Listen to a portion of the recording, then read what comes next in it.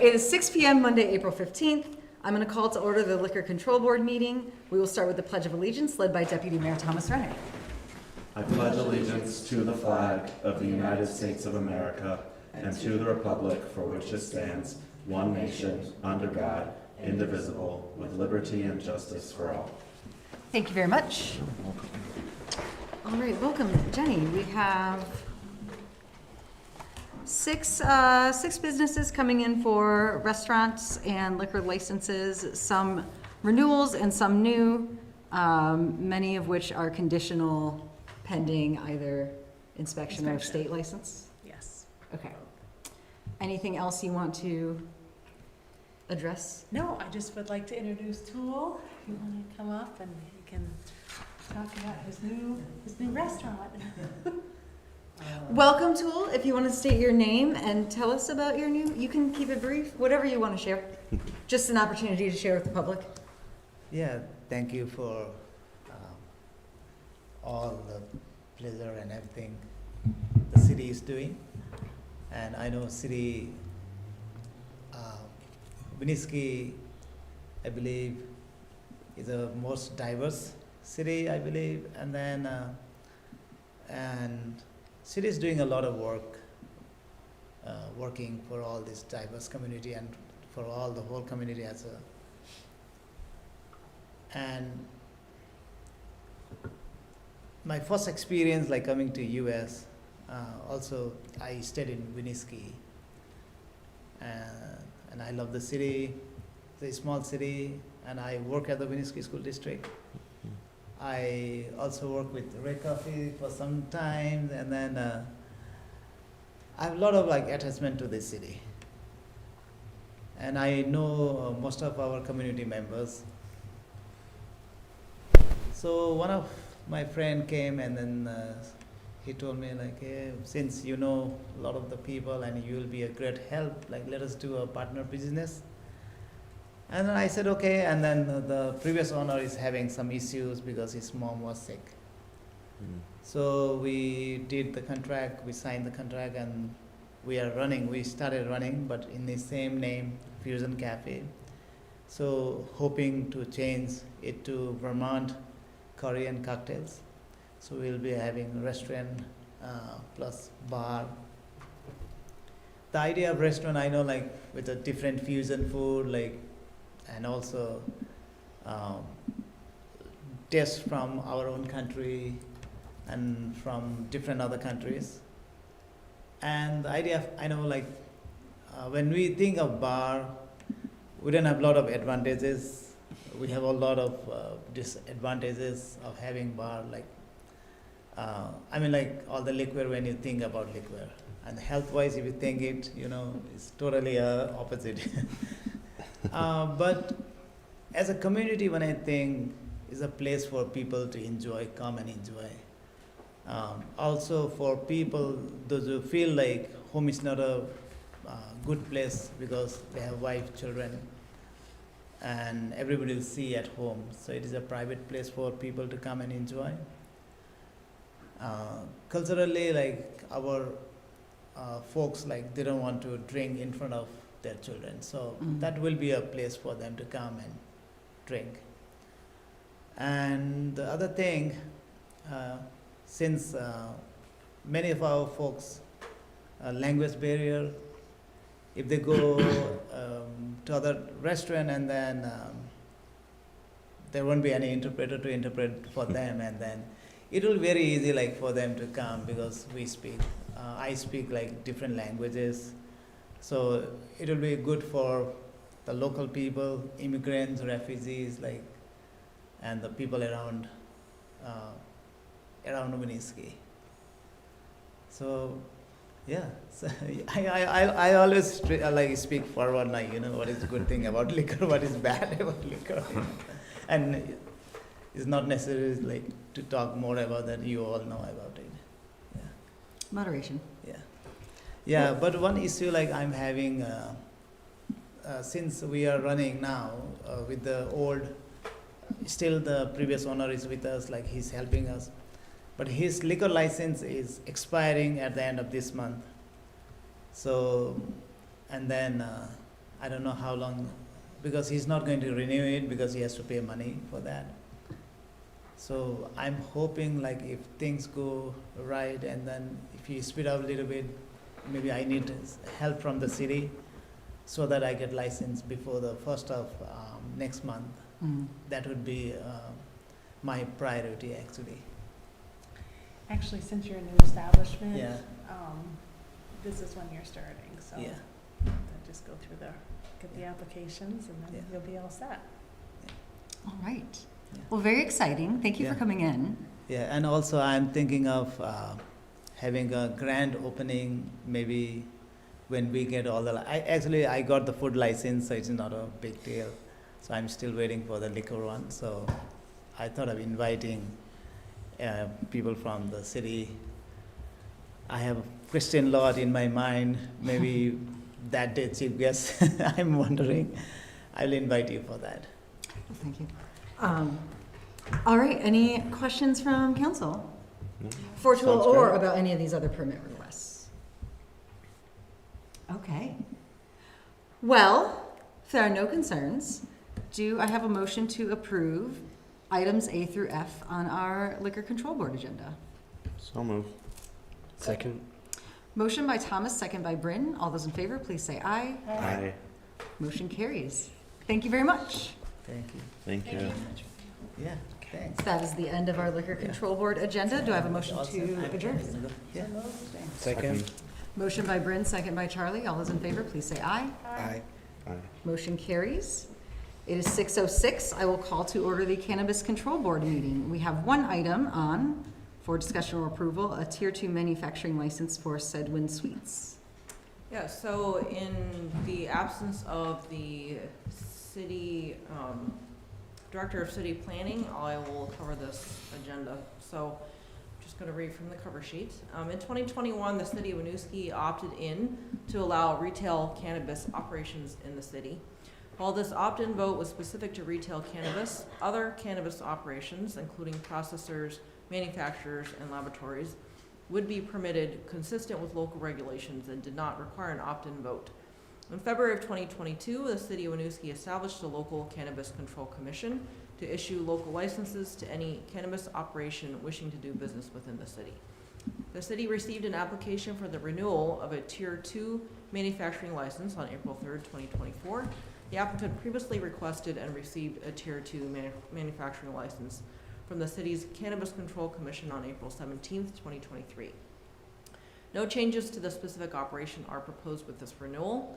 Additionally, the city received a notification from the State Cannabis Control Commission of their intent to issue a Tier 2 manufacturing license to Sedwin Sweets LLC pending local approval.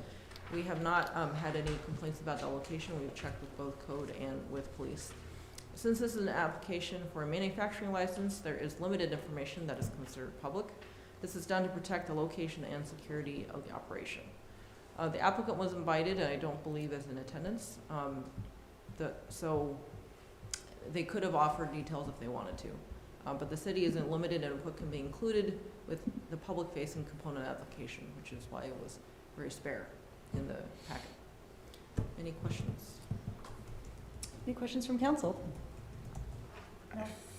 I feel like the last time we saw them, they had thought that they may want to pursue like some form of retail in the future. Clearly they haven't, but I don't know if they spoke about that at all. I'm not aware that they did. All right. Any questions from members of the public? If you're attending on Zoom, you can use the chat or raise hand feature. I will validate also, I have not heard any complaints from community members about this one. Okay. Hearing no concerns, do I have a motion to approve the Tier 2 manufacturing license for Sedwin Sweets? So moved. Motion by Thomas, second by Charlie. All those in favor, please say aye. Aye. Motion carries. That is the end of our Cannabis Control Board agenda. Do I have a motion to adjourn? So moved. Second. Motion by Bryn, second by Charlie. All those in favor, please say aye. Aye. Motion carries. Thank you. Okay, it is 6:09. We'll call to order the Winooski City Council meeting. First up is agenda review. Any concerns about our order this evening? I was curious about the treasurer's report, if there was a reason why it was further down. There are just a lot of guests through the bulk of the agenda. Okay. We will move on to public comment. So, Sorry, actually, John, I didn't take a look to see if there was anyone from VTrans. If not, we might, they're here. oh, there, okay. Yeah. Okay, so public comment. If you're here for an item on tonight's agenda, I would ask that you wait until we reach that agenda item. If you can, we invite public comment for every agenda item. But if you have a comment to make about something not on tonight's agenda, there's time for that now. Please use the chat or raise hand feature. And I see we do have a hand raised. Paul will bring you over. Oh, is it? Okay. Hello. Welcome, Terry. Hi. Thanks for taking my comment. It's actually a question, not a comment. Just here to check in. I'm wondering if John Rauscher is on the call tonight, and wondering about a couple things about the striping. First of all, I was just wondering about our contract from last year. I know that we're owed, and I say owed in air quotes, some painting from last year. Did we actually pay the contractor for that work that didn't get done last year? Christine, would you like? Do you need me to answer that? Oh, go ahead, John. Sure. So yeah, good news actually. So the one we paid the contractor for the work they completed last year only, which was about, I forget, around 20% of the line striping contract work that we procured 2 years ago. The good news is they actually started today for all the work that they need to complete as part of the existing contract. Some of that work's going to have to be redone because it's already faded, but that is, they will be paying for that amount. So the plan, and I'll touch on this probably a little more in my infrastructure update. So they're starting on Main Street this week. They should be doing all the Main Street striping, crosswalks and stop bars mainly, because we're going to be starting construction on Main Street. Weaver Street will also occur, I believe, this week. And then they'll be moving on to the downtown to do all the rest of the downtown work. That will be night work. And then once they're complete with that, they still have some of the collector streets they have to finish. So Spring Street, Melts Bay, La Fountain Street, and we also have them doing some parking lot striping for us. So they've committed to be here for the next 3 weeks before they get tied up with some of the state contracts, and they've committed to finishing all the contract work that they still need to do. Thank you. So am I correct to understand, John, then that that all the stuff that you just mentioned is all the things that they've committed to complete? Correct. Yep.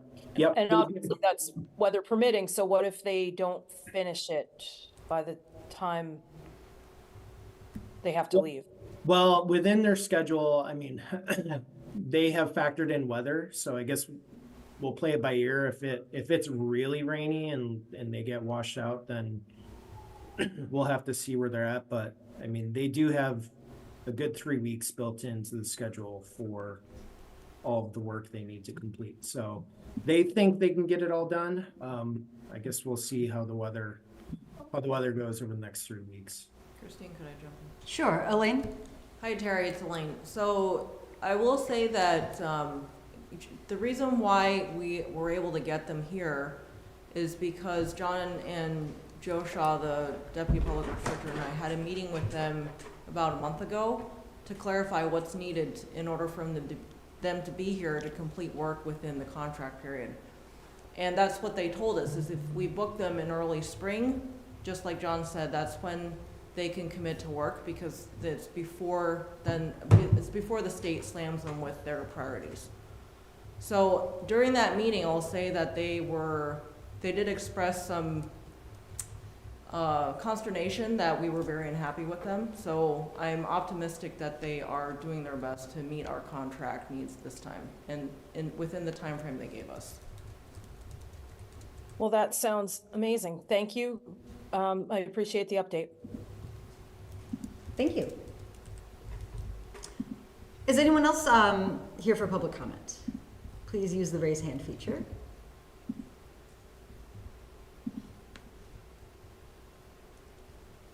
Okay, we'll move on to our consent agenda. We have our City Council and Liquor Control Board minutes from April 1, payroll warrant from March, accounts payable April, subsequent to payout March, event permit applications for Champlain Valley Swim League Championship, Waking Windows, Winooski Wednesdays, the Winooski Farmers Market, approval of Winooski Armory redevelopment project request for congressionally directed spending, the Arbor Day proclamation, and the Community Services Scholarship Fund fundraising campaign. Any questions about consent agenda? Or do I have a motion to approve? So moved. Second? Motion by Charlie, second by Bryn. All those in favor, please say aye. Aye. Motion carries. Thank you. We will move on to council reports. Charlie, would you like to start? Sure. The next Winooski Housing Commission meeting is set for next Tuesday, April 23rd at 6 p.m. The commission will continue with remaining topics from last month's joint meeting with the Planning Commission, including discussions around inclusionary zoning and replacement regulations. Thank you. That's it. Oh gosh, that was fast. Downtown Winooski meets later this week. However, last week I attended the Airport Commission on behalf of Councilor Oakleaf, which was a fun little shake-up. They talked about a few things that I think council and the public would be interested in.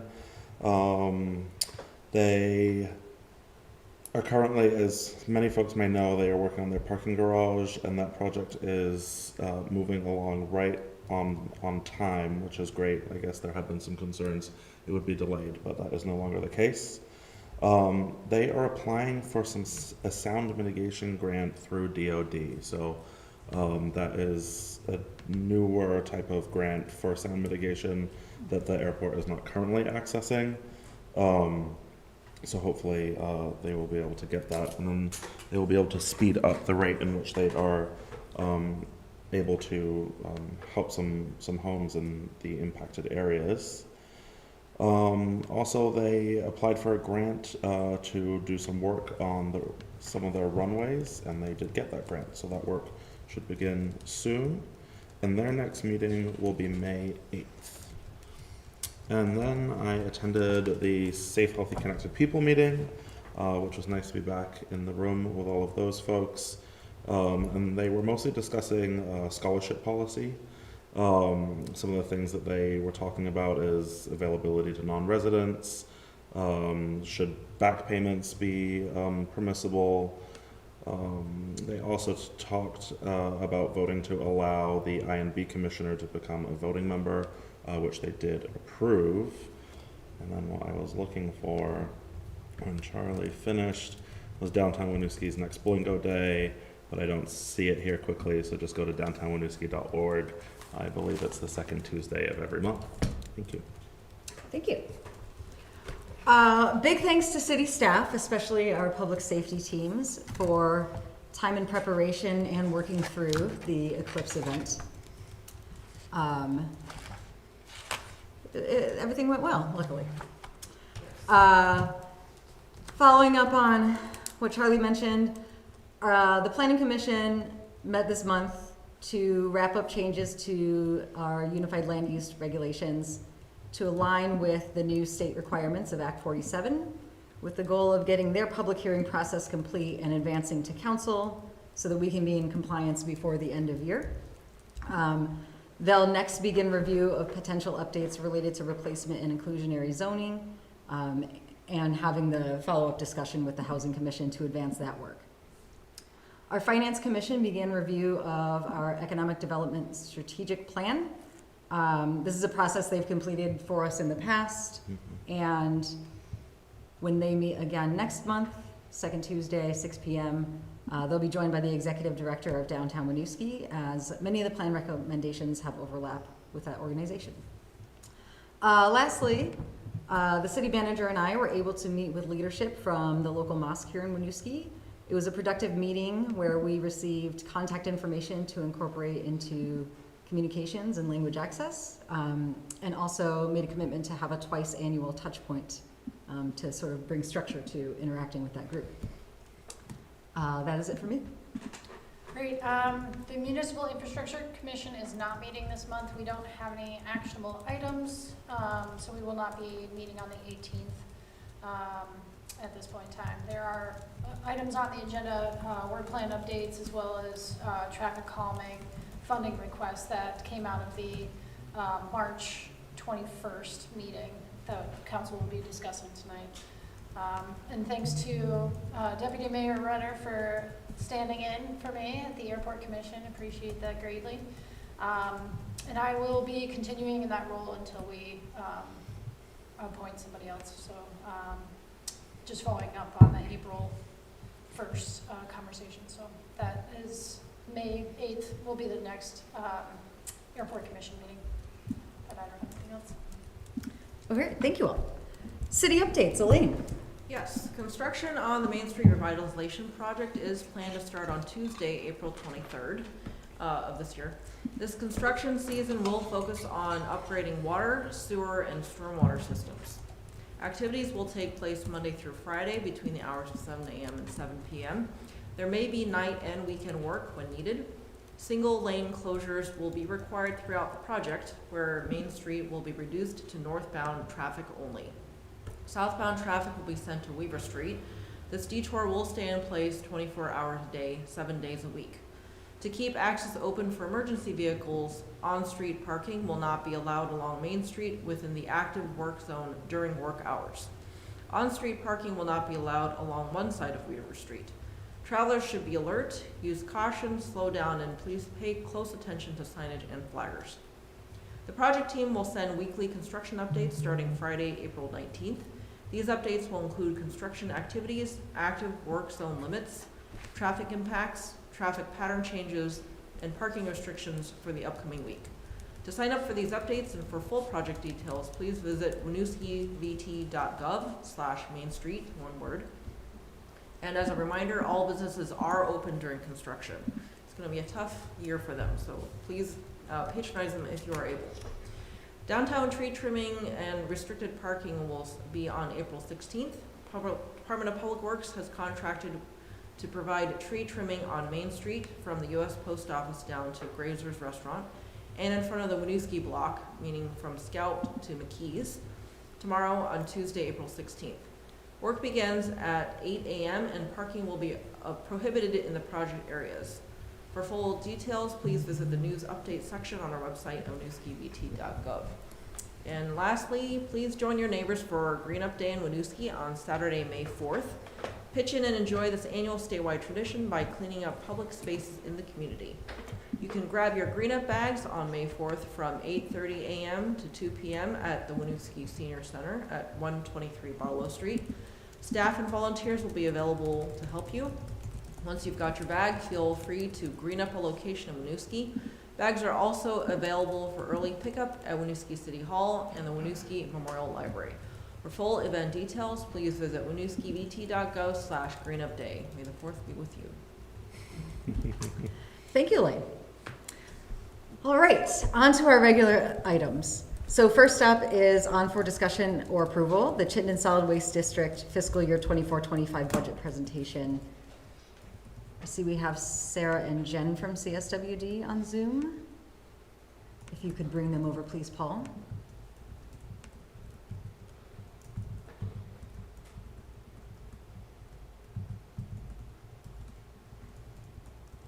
Hello. Welcome, Sarah. Thank you very much. And Jen. Hopefully, Jen Holiday can also be promoted as a panelist. She's going to try to share her screen. I've been having some significant computer difficulties, so in case I freeze and go away, Jen can step right in and take over for me in my frozen absence. So looks like she's attempting to do that, which would be great. So I will kick it off to say thank you again for your time this evening. My name is Sarah Reeves. I'm the Executive Director for the Chittenden Solid Waste District. And CSWD is a regional entity that is Chittenden County, and we are charged with managing the waste generated within Chittenden County. And great, let's see if we're going to start from the beginning. Perfect. Thanks, Jen. I always like to start off again with a little bit of who we are, in case there are folks out there who are watching that are not familiar with us. And I like to talk specifically about where we generate our revenue. And so as an example, our last audited fiscal year, fiscal 23, you can see that these are the three main buckets of our revenue. User fees or tip fees. Those are the fees that our customers pay directly to us to manage their waste. So at a drop-off center or materials, we have material and product sales. That is before the material that we create that we sell. So like the recycling that is sorted at the MRF, or compost products, local color paint, and then a solid waste management fee, which is the fee that is charged at the Coventry landfill to haulers when they bring Chittenden County waste there. Where we do not receive any revenue is directly from our member cities and towns. So we do not receive any revenue in income tax, sales tax, property taxes, or any per capita fees. Next slide, thanks. Also, from feedback from past presentations, people like to know how we're doing, and I'm going to move us over to column number 3. So that's where I wanted us to take a look at, and really that's where CSWD focuses. We are looking at those roughly 60,000 tons of material that were disposed in the landfill that really could have been diverted somewhere else, either to recycling, to composting, or through C&D, construction, demolition, debris recovery. So that's the chunk that we're looking at trying to recover and make sure it does not go into disposal in the landfill. Next, please. So for our fiscal 25 budget, which is what I'm here presenting to you tonight, we're looking at income at just shy of $16 million. And again, you can see those 3 buckets of income, those main buckets. The one that kind of fluctuates quite a bit is that sale of materials. And that is because that is mostly made up of revenue from the sale of recycling through the materials recovery recycling facility. And we simply do not have any control over what we are paid for those materials. So that revenue can go up and down as a percentage of income every year, and it does. Next, please. And similarly, to kind of give a sense of where our expenses land at just over 16 million, should probably not be any surprise to anyone on the council that payroll expenses make up a very large percentage of our expenses, 38%. The other very large item is materials management. And what we mean by that is the fees that we pay to haulers or to other entities to manage the material that we bring to them. So for transportation to the transportation, or for transportation to the markets, and to Casella for operating the materials recycling facility on a daily basis for contract. Next, please. So looking at our bottom line this year, it is different than in any other budget that I brought to you, in that we are showing a small deficit. So we'll talk a little bit later on in the presentation about how we're going to be looking to make that deficit up. Next, please. And a couple of quick comparisons this year to last year. You'll see that the revenue is going up just slightly. We're looking at just a modest increase in our overall revenue. Where we are looking at the big expenses, and you can see those are going up double digits, is in that equipment and fleet increase. Just about half of that increase is directly related to the materials recycling facility, the existing one, the old one. And I'll talk about that in a moment as well. Next, please. So when I was talking about that shortfall and needing to draw down from our reserves, this is where I don't think that actually we will need to, but we have to budget that way, as you know, just in case everything completely follows along to how we've written it out. But every year we conservatively under budget certain areas and conservatively over budget certain areas. And we generally under budget on the recycling facility commodity revenue, again, because we don't control the market prices. We also are under budgeting slightly on the facility inbound tons for recycling and for organics. We are actively seeking additional tons into both facilities, but we want to be conservative on our estimates of what's coming in. We also over budget on our wages and benefits, and We have 4 or 5 new positions that were proposed in this budget. Whenever we budget a new position, we always budget for a full family plan, for example, in the budget, in the benefits. And we also budget fully, not over budget, but we never realize the expenditure fully in the community cleanup fund. And I know Winooski is actually really good at using your community cleanup fund dollars. So we want to continue to fully utilize that. You get a brand new bucket of money on July 1. And Brenda and Rachel have been great at finding projects and seeking that out in the community for use of those funds. Next, please. So the one kind of big news, large news this year is that for the first time since fiscal 13, we are increasing the solid waste management fee. It has been $27 a ton since fiscal 13. We are raising that fee to $30 per ton. And this is, again, the fee that is charged to the haulers when they bring material generated in Chittenden County for disposal, either at the transfer station in Williston or directly up to the landfill in Coventry. When we looked at the potential impact per household across all the households in Chittenden County, the impact is less than 30 cents per month. And we generated that, by multiplying the per capita of household persons and by the pounds per capita. Drop-off center customers, both residential and small business, can reduce their potential impact and exposure to the solid waste management fee increase simply by reducing their waste. It really is a pay-as-you-throw, so the less amount of trash that you generate, the less your exposure to that increase will be. Next, please. At our materials recycling, similarly, we're also looking at a small increase. We're currently charging $85 a ton. We're looking to increase that fee to $90 per ton. And again, that fee is also charged to haulers when they bring material directly to that facility in Williston. This does bring us roughly into the market range for what other MRFs, as we call them, charge in the region. And we're talking in the region as Northeast and Northern New York and Northern New England. This is specifically related to the expenses at the current old 30-plus-year-old building. And again, that $250,000 increase in the equipment cost is directly related to keeping this facility running.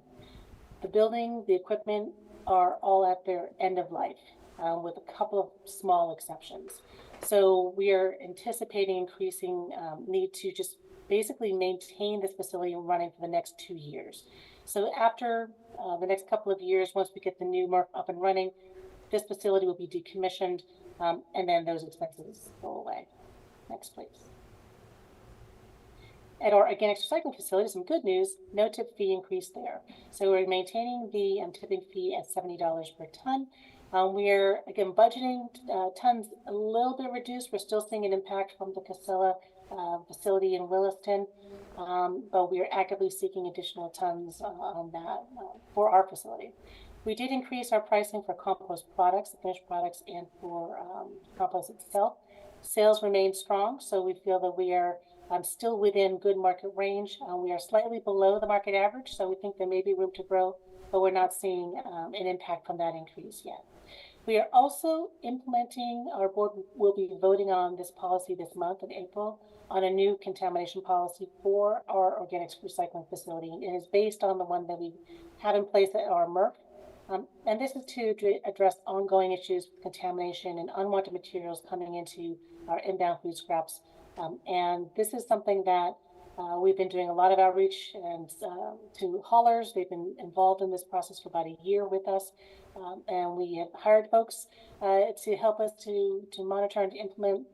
But this is something where we feel we need to take additional action, and just having a policy in place will give us another tool in the toolbox.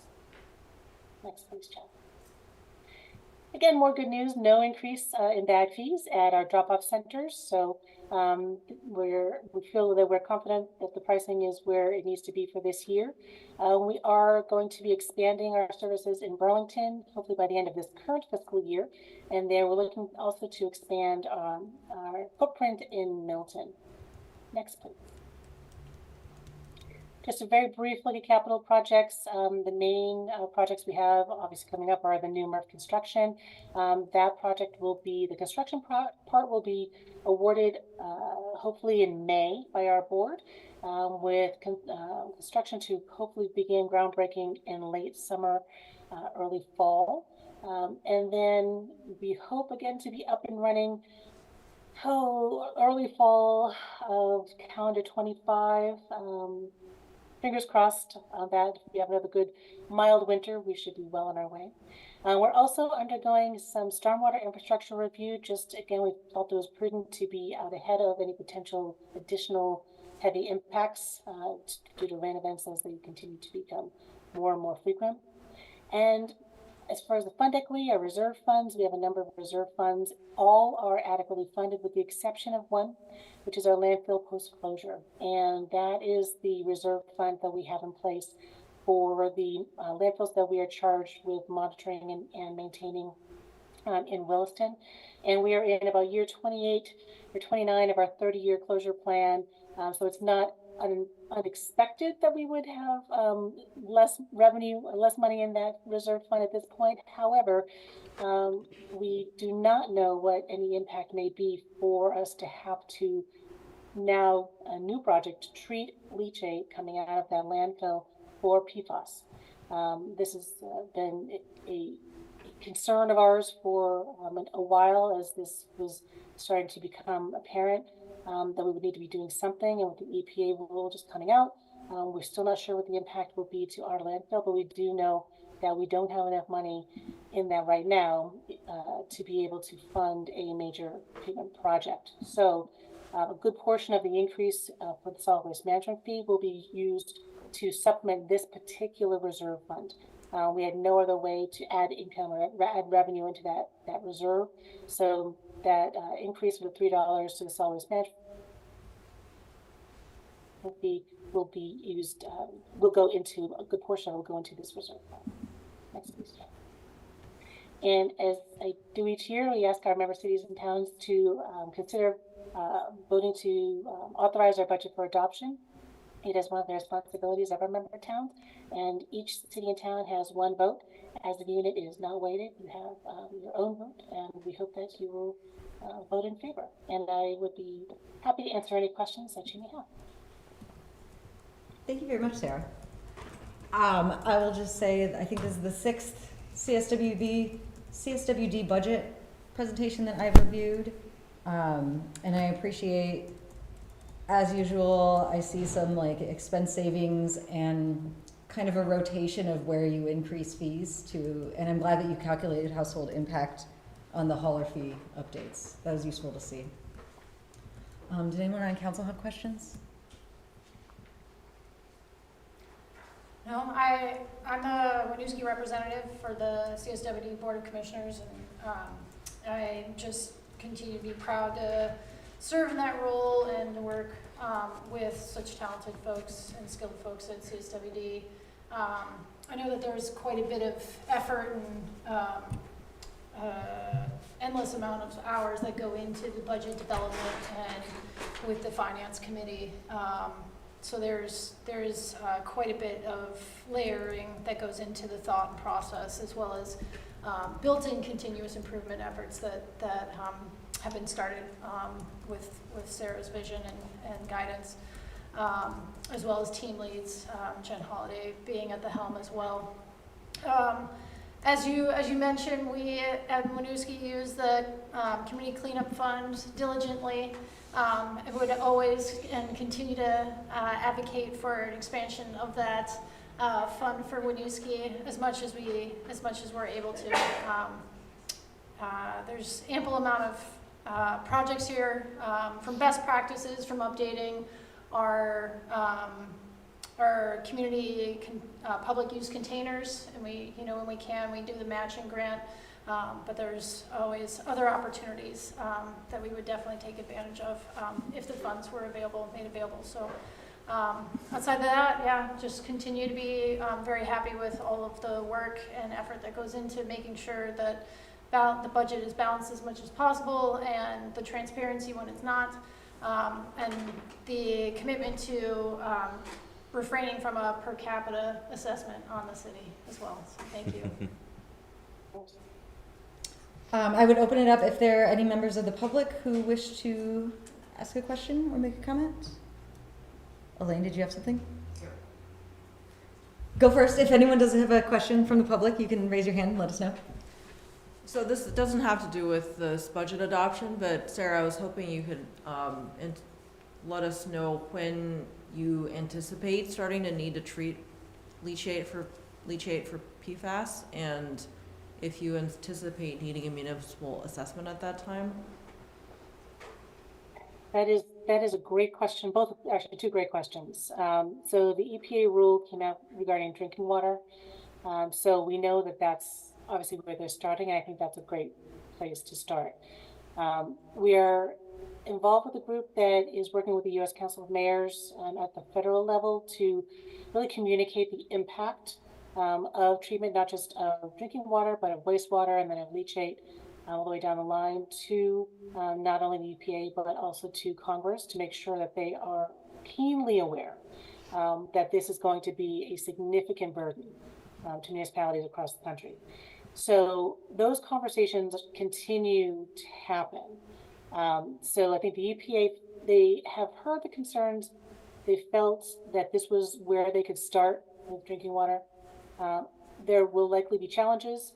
So those will have to play out. I think leachate is far enough down the road to give at least us, CSWD, some time to build up that reserve fund.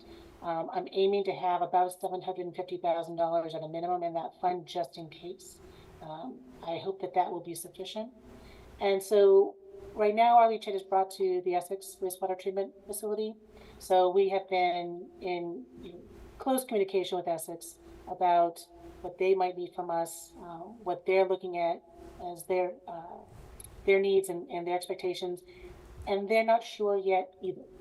So right now, unfortunately, it's a little bit of a wait and see. I'm hoping that we'll have at least 2 years to figure it out, but that is purely a guess on my part. There is some really great research happening in Vermont, actually, as well as I'm sure there's some great research happening here that we have relayed that we would be happy to help pilot any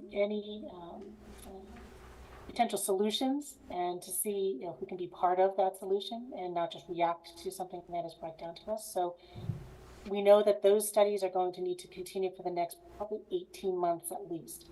So that's why I'm hoping, and I'm going to put it on the universe, that we have at least 2 years before we have to come up with a plan. Then we would need to draft a plan, and then I'm hoping there'll be another bit of a time before implementation. So this is why I'm hoping we will have until fiscal 26 or 27 before we need to draw down on any of those built up funds.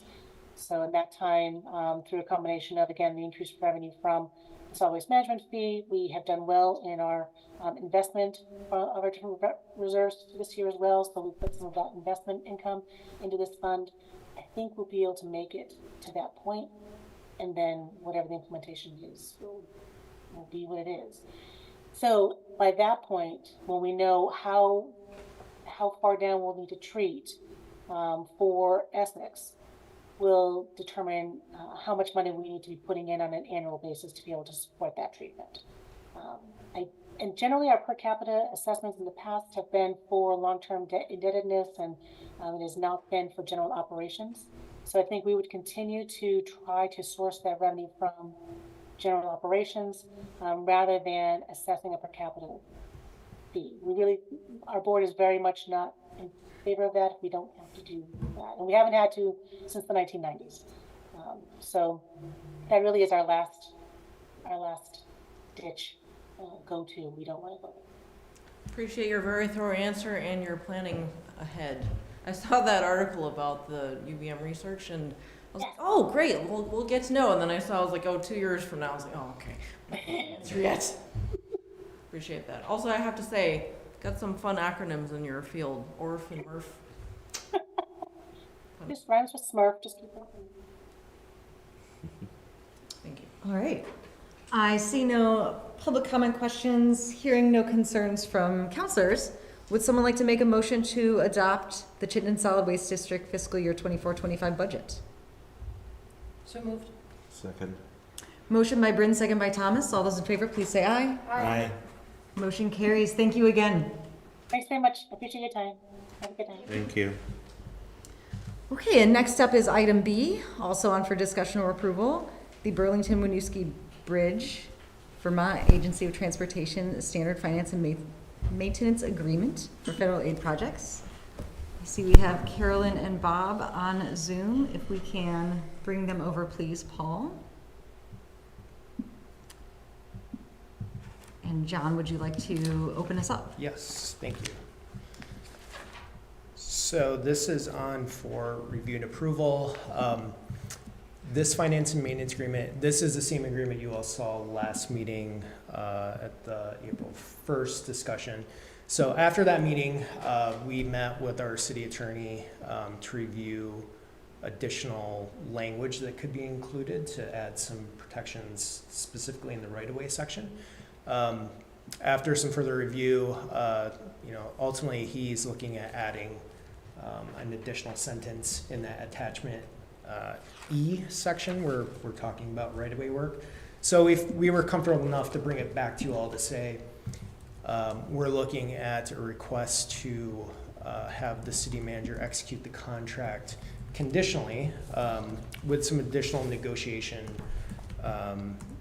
with VTrans to include language in attachment E. So the actual, let me read the recommended action. Authorize city manager to proceed with executing the agreement subject to the condition that the language outlined in attachment E, that's that right-of-way section, undergoes further negotiation and revision deemed necessary by the city attorney. And as mentioned, his last recommendation was, one sentence that we're kind of negotiating back and forth with VTrans between their right-of-way folks and their contract folks. And ultimately, it's just giving us a little bit more protection regarding the condemnation, potential condemnation proceedings. And just to be clear, when we talk condemnation, we're only talking about temporary construction easements. We are not looking to take a property. It would only be for temporary rights to do construction work within the property and then basically put it back the way it was if we do have to go there. So Bob and Carolyn, do you have any, one more thing. The reason we also wanted to bring it back is schedule. So next meeting is in May. This is a critical path item in order to enter negotiations for some of those roadway access points. So our goal is to finalize the language this week, get all the parties together this week, do that work so that VTrans right-of-way folks can start negotiating with property owners and we can continue development. So I guess with that, Bob or Carolyn, if you have anything to add. Nope, nothing from me. Thanks, John. Thanks, John. I will just summarize, at our last meeting, we had a discussion about this. We gave direction to staff and the city attorney about some additional protections that we would like to see. But overall, we're supportive of the agreement. And so I think the ask tonight is, can we approve this conditional to those ongoing negotiations, knowing that we've already given clear direction and we would be looking for just some improvement in language that we'd be comfortable moving forward with that. Do you folks have any questions? No. Are there any questions from members of the public?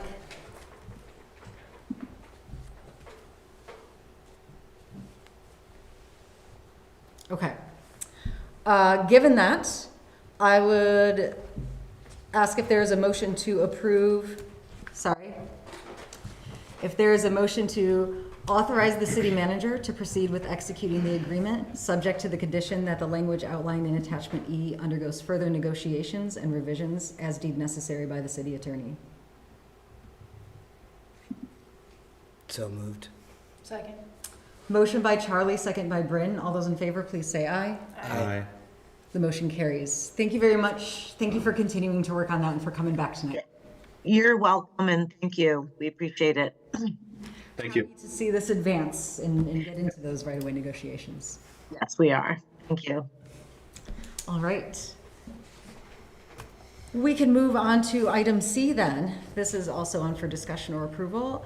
A general fund balance request for traffic calming evaluation that John is also here for. So this is a request to use general fund reserves for a traffic calming evaluation. We placed up to $10,000 in this request. The background is during the FY25 budget process, the city manager budget proposal did include some funding to do 2 traffic calming evaluations. There was some discussion during the meeting of potentially using one-time funds to support that project because the intent is that we would bring on a consultant to do sort of a one-time evaluation. We would take that template internally and do those evaluations once we had sort of a template set up. So we brought this to the Municipal Infrastructure Commission at the last meeting. They unanimously approved to make a recommendation to the council to use reserve funds to perform traffic calming evaluation. So in your packet, you'll see it's kind of worded. You have sort of an option of doing, if you so choose to move funds, you could do, one traffic calming evaluation to set that template. We did have 2 in the original budget, mainly because we have 8 requests in currently, so we're just trying to catch up with a few, and that's 10 grand is roughly how much we typically spend for the match requirements for the scoping studies that we do with the CCRPC. So for your review, you can look at potentially doing a reserve request tonight. John, what is if we approve this, the consultant executed 2 of these studies over this fiscal year, what is the capacity to actually implement any changes coming out of those studies? Yeah, that's the tricky part because we don't have funding set aside for that component of it yet. So although if we do, say, for example, if we do a traffic calming study and it points to doing like speed humps, that is something we can do internally and it's not, we can do that out of operational funds. If it is something more substantial, like curb bump outs and things like that, there are temporary options, but we currently don't have funding set aside for like those type of features. So we could do something small out of operational, but if it's anything beyond that, we would have to look at FY26 funding potentially. Try to get that in the budget. Okay, that's helpful. Do other folks have questions? I'm looking at a sheet from August 2023 with about 10 different streets on it that may be eligible for traffic calming based on the plan and what's in the plan. Has there been any additional streets that have been added to this list since that August date? No. Yeah, and 2 of those we called out as any of those collector streets. We're going to do a scoping study primarily for those. So I think I forget which collector streets are on there, but that's you'll see those are. Yep. Yeah. I think 10th on here. But yeah, we've not received requests for any added ones since that list. Okay. Great. Yeah, the other piece I'll mention too is obviously with Main Street, traffic conditions are going to change quite a bit. So we would have to select the street that probably wouldn't see impacts from the detouring traffic. So it wouldn't be any streets like in the vicinity of Main Street because over the next 2 seasons, traffic's going to look a lot different on those streets. And just a follow-up question, pretty standard with the way a number of our city processes go, our scoping, assessment, funding allocation, project implementation, right? Right. So this would still fall along that first step of scoping/assessment, getting an evaluation in place. Yep, so this would be, if we took, an example like local street, we would do the evaluation. If it meets the thresholds for traffic calming, then we would do sort of like a small scale scoping study, but it would be more internal, I would say. So it would still follow sort of that pattern. Okay, Yeah. so if I'm hearing you right, assessment, scoping, then funding and planning. Correct. Okay, thank you. I don't have any other questions.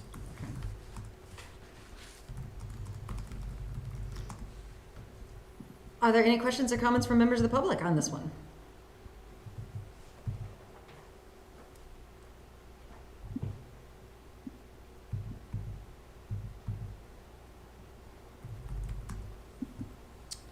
Okay. Do you see a hand? Oh, do we know? All right. Paul, will you bring Terry over? Hi, thanks again for taking my question or my comment.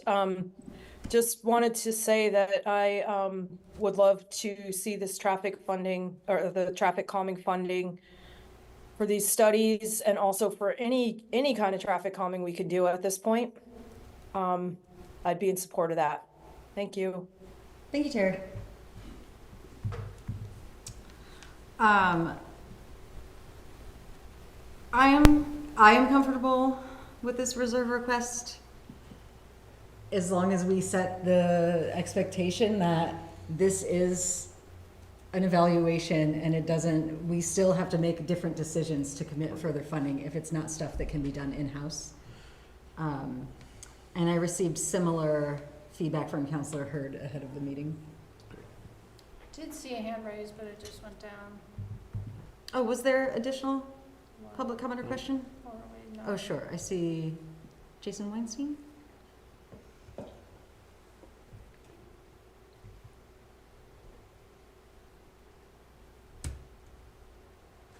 I was muted. I apologize.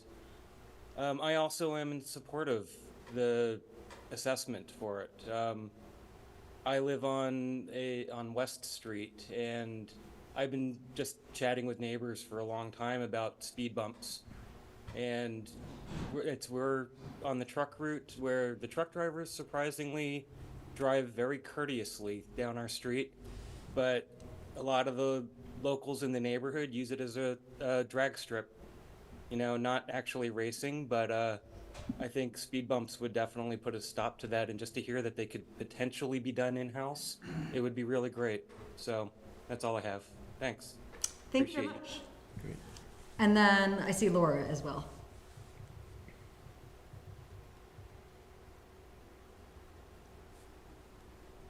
Hi, thanks so much for taking my comment. So I know that the Rotary is probably not included in the calming, traffic calming, because it's probably a completely separate entity there. But I would just love to put it out there that having those blinking lights installed on the Rotary crosswalks and on Mallets Bay Ave and hopefully near the school is something that I would love to see pursued.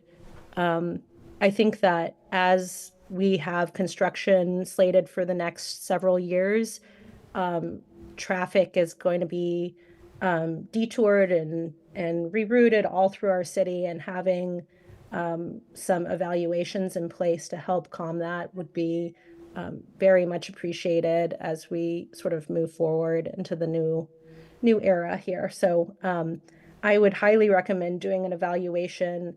2 seems wonderful, but 1 I think would be good too. So thank you. Thank you very much. All right.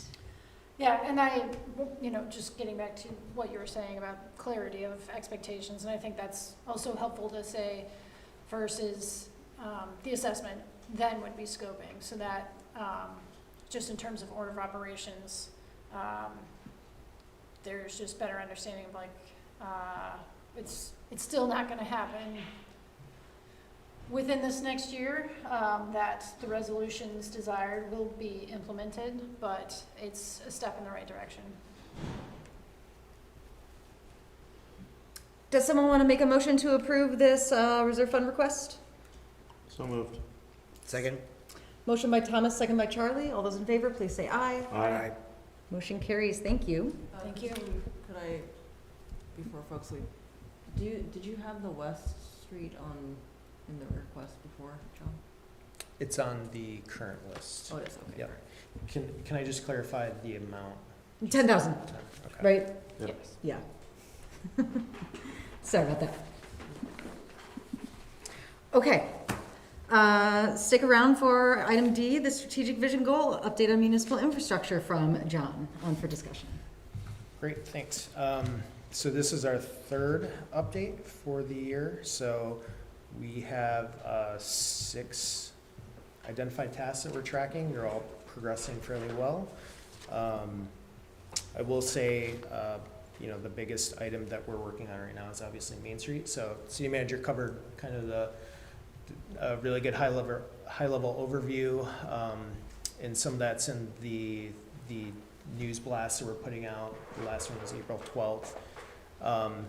Just to give you a bit more detail on where we're at with this project. So April 4th, we had our pre-construction meeting, and that is kind of our internal big kickoff meeting with the contractor and all the stakeholders. And that's effectively where we give the contractor the notice to proceed to start moving and start coordinating some of the details of the work. So that was a big day for us to get that finally scheduled and completed. The contractor right now their current schedule is targeting 2 construction seasons to complete the project. It's very aggressive, so we'll see, that could change pending weather or, once they get excavating. They have 900 days, so they do have that year 3 buffer to complete work. But right now, that's what they're targeting. As the city manager stated, they're starting at the south end of the project and working kind of their way north with some of the deeper utility excavation work to start. So April 23rd is the start date, so that's when you'll start seeing a lot more activity on the corridor. You'll start seeing some of the traffic control pieces go into place. You'll see signs starting to go up tomorrow.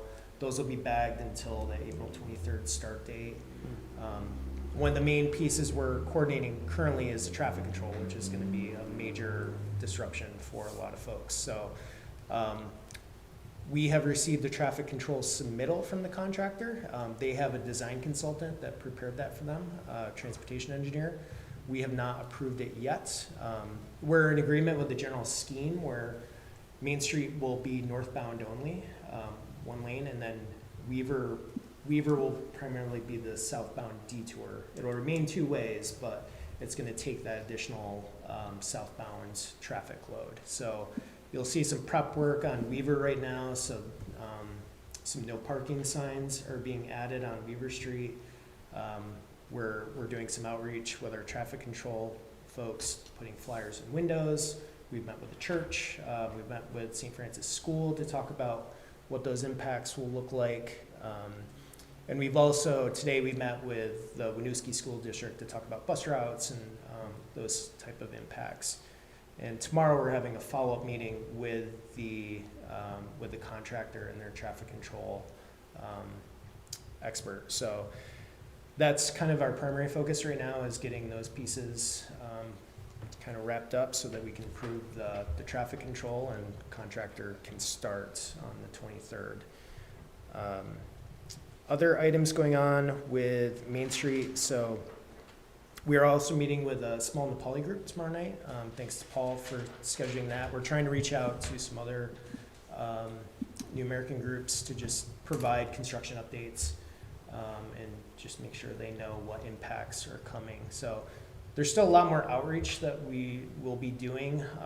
We're lucky to have WSP is our outreach consultant that VTrans has provided to really help us with that, and obviously Paul, who's coordinating a lot of that work. So that's kind of what we're focused on currently with Main Street.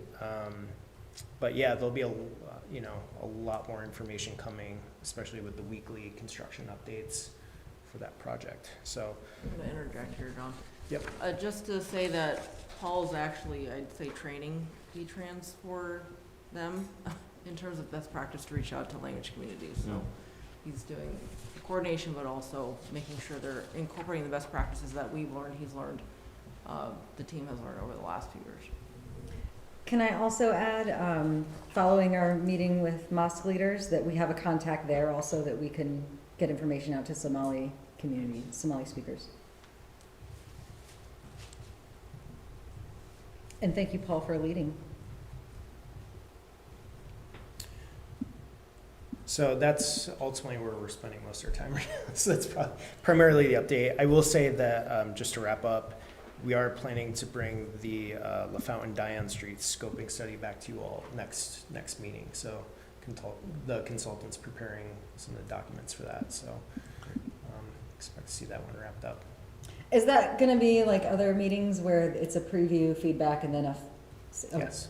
Yep. Yeah, there's no schedule time crunch to wrap that one up, so we can do the 2 meetings. Okay. Yep. Do councilors have any questions? I have a Main Street related question. Yes. Sure. For engagement with stakeholders, are you going to be doing individual outreach to the small businesses on Main Street? We have been, Or will WSP be doing it? we've been primarily working through downtown Winooski. I think our plan is, as we are moving up the corridor, we have a resident project engineer who's going to be like face to face with all those business owners as we kind of move along. So we will be doing face to face coordination with those folks as we like get to their door, basically. Okay. Yeah, and then we have done flyers, like WSP has done. They've done flyers at all the businesses and doors. I think they have gone in and chatted with some of the folks, so there has been some outreach there. Okay, great. And Paul, a question for you is, do you have any plans, or are you working with Downtown Winooski and Melissa to do a Winooski's still open for business while Main Street is being worked on? Yeah, absolutely. Great question, Deputy Mayor. The signage is in fabrication right now, so we are going to be rolling that out through the different phases of the project. It's a pretty simple signage package. It's A-frames and big old 4x4. We have a big banner scheduled for down near the Rotary for people to see that down there. There are some conversations happening right now with Melissa, who is on this evening. Hi, Melissa. It's about doing a grassroots social media campaign too with a lot of the downtown, a lot of the Main Street businesses with downtown Winooski support. So we're also available to help bounce any of those social media posts and support there where we can, for sure. That sounds amazing. Thank you. You're welcome.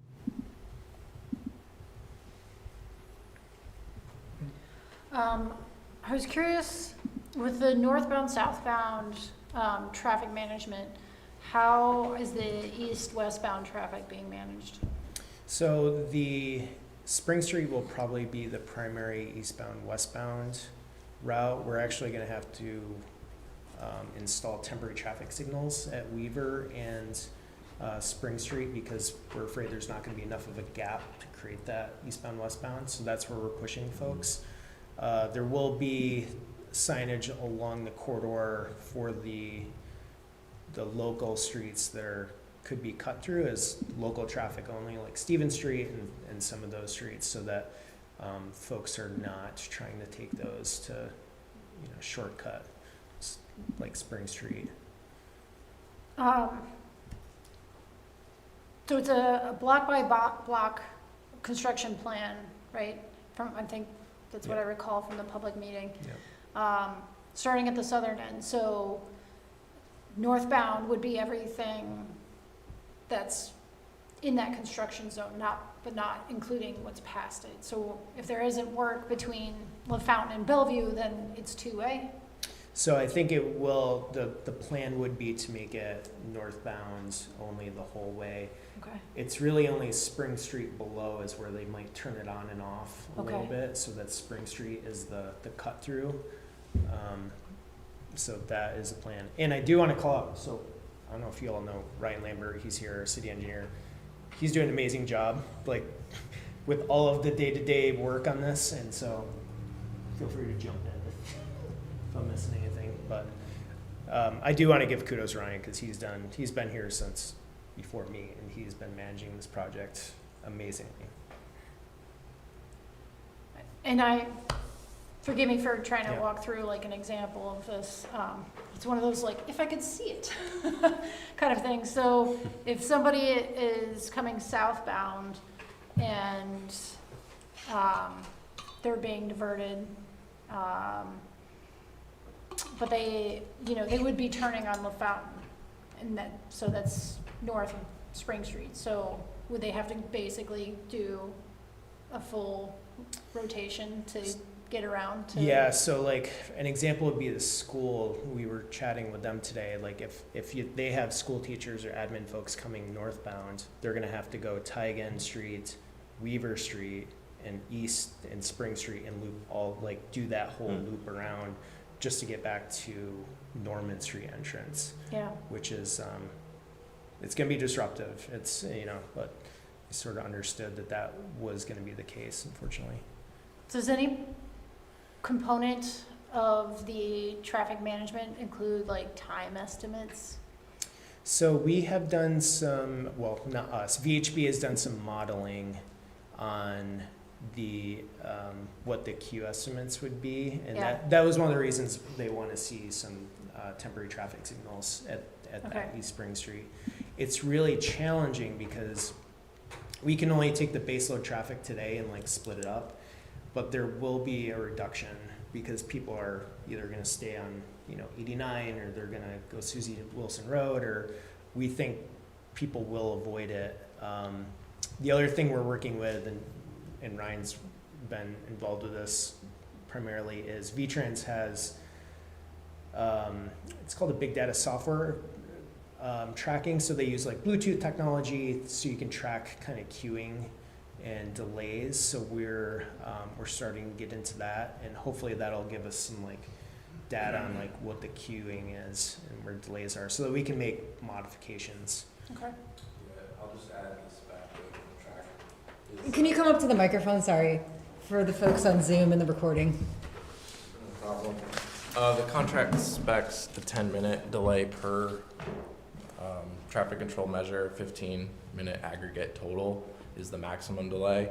That's difficult to monitor and track in the field, but as John mentioned, there's a big data system that's set up by the state that we have as a resource to look at current travel times relative to historical. So if we do see that delta hit 10 to 15 minutes, that's sort of a time for us to intervene and say we need to address the traffic control plan because this isn't quite working according to the spec. Okay, good to know, thank you. What can we do to help advise folks? I think like best. Yeah, I think the biggest key would be, and Ryan jump in, is we do have WSP. They are kind of the primary outreach. So like we're funneling everything through them, through the info at Winooski, mainstreet.com, if I got that right. Info at winooskimainstreet.com, yes. That email address, or there's a hotline number that's 24/7. Okay. If folks either email through that or call the hotline number, WSP will get it to the right person. So if it has to go directly to the contractor or us, that is the best way to get that information. And if I may just quickly jump in, the easiest way to share that with folks is to have people go to winooskivt.gov/Main Street. All of the updates are there. The email sign up is there, and then that contact information is down there. I know that email address is a little wonky. That was a tech thing, but I promise you that email works. phone number works. Easiest thing is to just direct people to winooskivt.gov/Main Street. Right, and for those folks that are comfortable getting information by email, it's helpful to channel a lot of the update, like they get the updates directly themselves. Yep. And then that can cut down the amount of people that really need that hand-holding that we can service better. Great. Will this traffic flow continue through the winter as well? No, so all the detouring will be Okay. taken out for the winter time. Yeah, so the construction season, they're starting now, early December, potentially. They would shut down but they would be probably back at it in early April again. So it's pretty short Yeah. duration, but yeah. Anyone else? Were there any questions, comments from members of the public?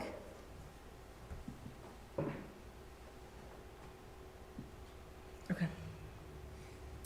Well, thank you very much, and thanks in advance for the ongoing effort that will have to be made here. This has been going on since before I even started here, so exciting to see us finally hit the construction groundbreaking timeline. Yeah. Thank you. We're not quite up to decades yet, are we? No. Well, I don't know. I don't know how long the funding discussion went on before me. Yeah. We will be doing a groundbreaking at some point. We just gotta Alright. plan it, so you'll all be invited, of course. All right. So let's welcome our treasurer, Jonathan Fenny, up for the quarterly treasurer's report. Sorry, Jonathan, I didn't anticipate that was gonna take that long. No, that's fine. I don't care. Hopefully you feel very informed. I do. So, good evening, everyone. I'm here to present some key takeaways from the third quarter of FY24 financial report. Based on Q3 financial activity, the city's general fund is forecasting an annual surplus of about 0.1 million with a net fund balance of 2.2 million, which is about a 6% increase year over year. This is a 1% increase to projections from Q2, from last time I was here. For reference, the previous fiscal year's ending net fund balance was 2.05 million.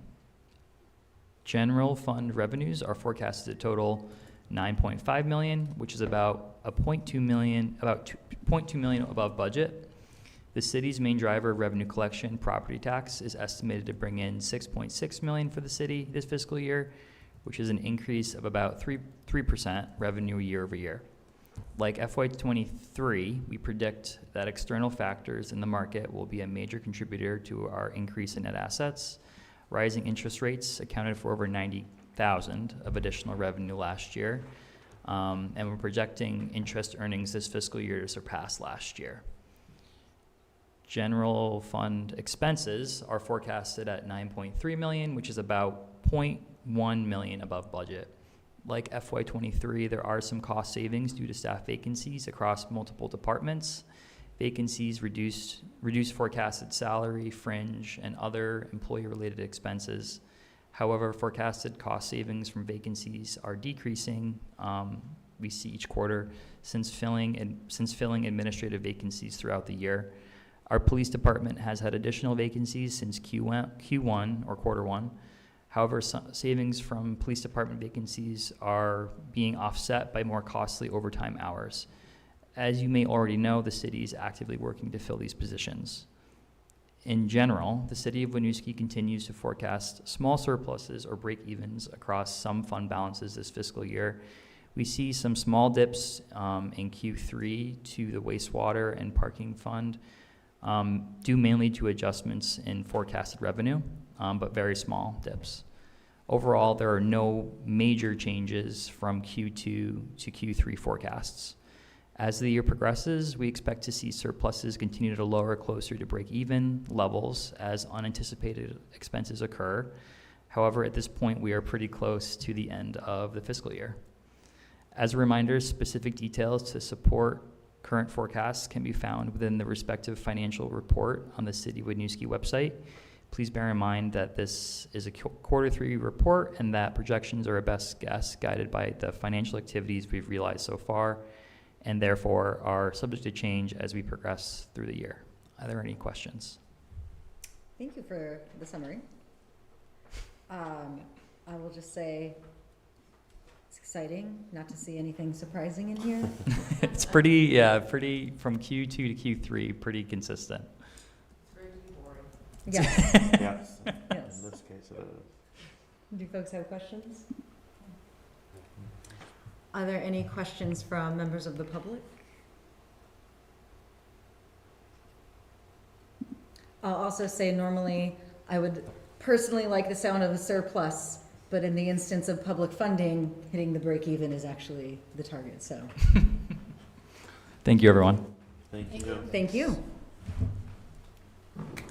Okay, we want to do another one before break? Yep. Item F, on for discussion approval, a downtown designation renewal application. Something I haven't seen in my tenure. Right, it's been 6 years. Let's see, 1 minute here.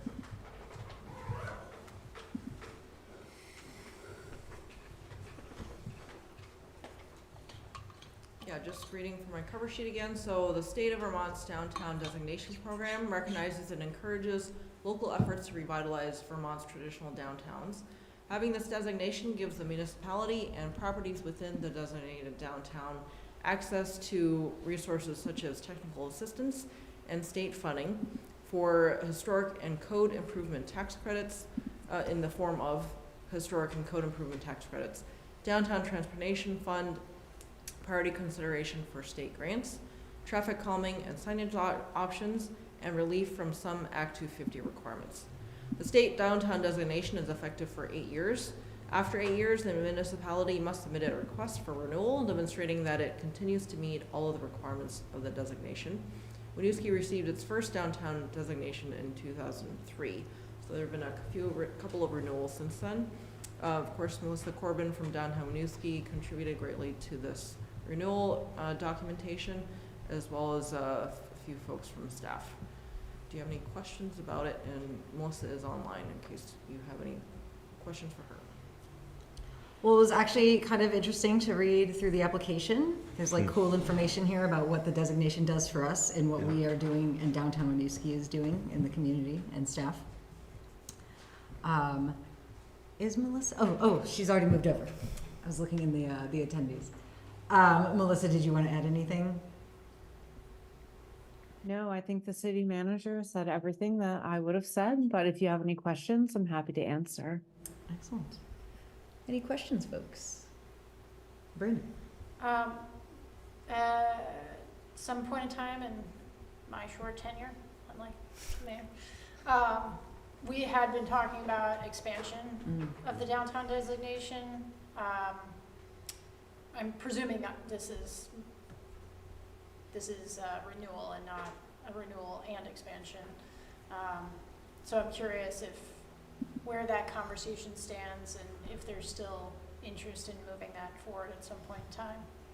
Yeah, so a slight amendment there. It's actually a neighborhood designation that has been on the docket to potentially expand. Okay. So the downtown designation, that's static. So, okay. But those two processes are linked. The neighborhood designation is also up for renewal at the same time, but it doesn't require council approval, so it's not part of this packet. So the status of the neighborhood designation expansion conversation is that I brought it up with Melissa's predecessor, and looking through it, I think we would benefit from downtown Winooski helping us with the outreach, because there will be some required for that.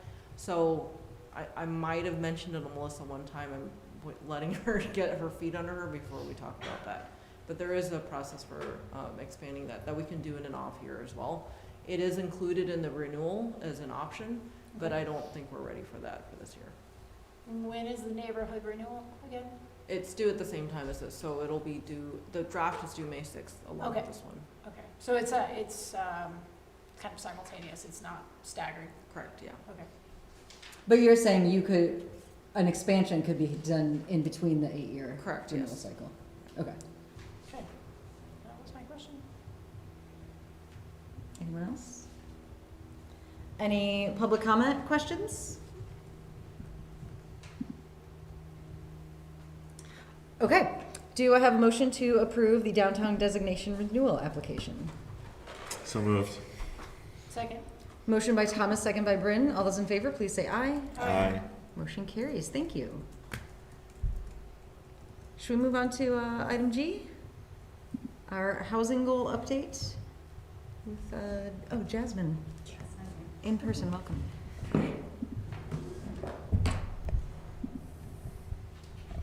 All right. Good evening, everyone. Alrighty.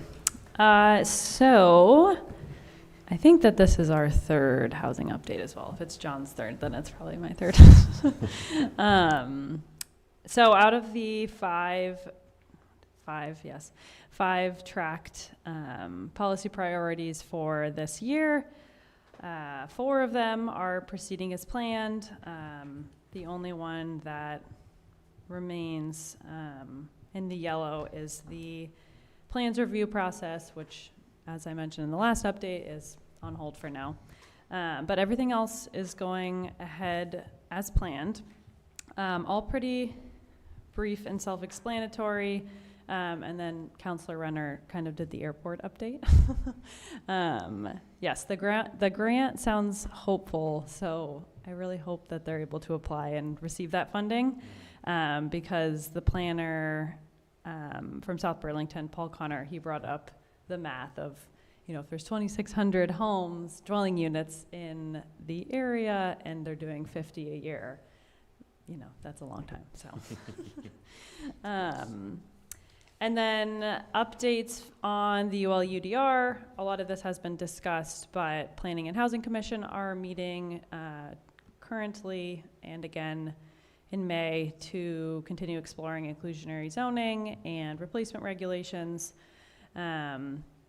Just Cause is not looking like it will be approved during this legislative session. But renter protections continue to be a focus for the Housing Commission. Short-term rental, obviously that was approved, and the system will start on July 1st. I'm currently working on the applications and a FAQ sheet for owners. I've started a bit of an informal registry just based off of people that have reached out, mostly in response to the Winooski news article. But that represents about 22 short-term rentals within the city, mostly non-owner occupied, and a few of them are owned by landlords that also do long-term housing. So it's interesting data to start collecting. I'm glad that we're starting that process. And then other housing-related operational updates. Myself, along with the Housing Commission, have continued to work on the Housing Trust Fund programming and the reach within the community.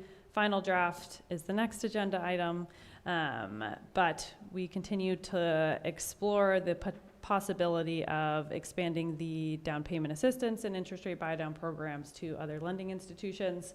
To do that, we needed to update our MOU first, because the MOU had language that made it exclusive between the city and Opportunities Credit Union. So we updated that this month. Opportunities was totally fine with it. So now that we have that done, Housing Commission is going to begin thinking about our marketing plan and reaching out to realtors associations and other lending institutions, and seeing if we can get a little bit more traction.